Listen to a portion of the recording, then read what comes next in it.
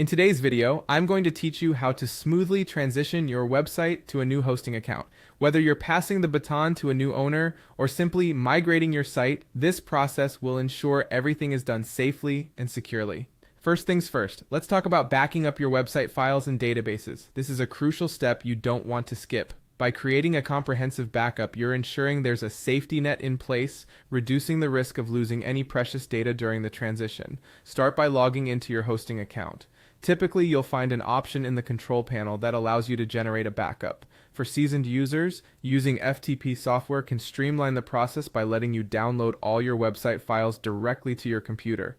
When it comes to databases, tools like PHPMyAdmin are available to export them with ease. Make sure you're saving these backups in a secure and accessible location. Remember, the peace of mind that comes with having a solid backup is worth the effort. Once that's done, you can move on to providing these backup files to the new hosting account owner. This step is about ensuring that all the relevant data is easily accessible for the new owner. You want a seamless handover process, so take the time to compress your files into a zip folder or choose another suitable file format. Then, use a reliable file transfer service or cloud storage to share the folder with the new owner. This way, they can easily download everything on their own system. Clear communication is key. Ensure that you've given them all the instructions and access they'll need as they take the reins.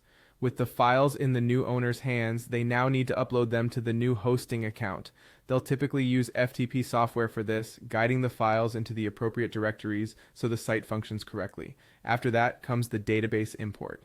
In their hosting account's control panel, they'll usually find tools to facilitate this, ensuring the database integrates seamlessly with the website files.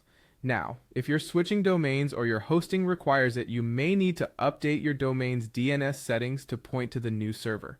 Head over to your domain registrar's website, locate the DNS settings, and update the information to reflect the new hosting details.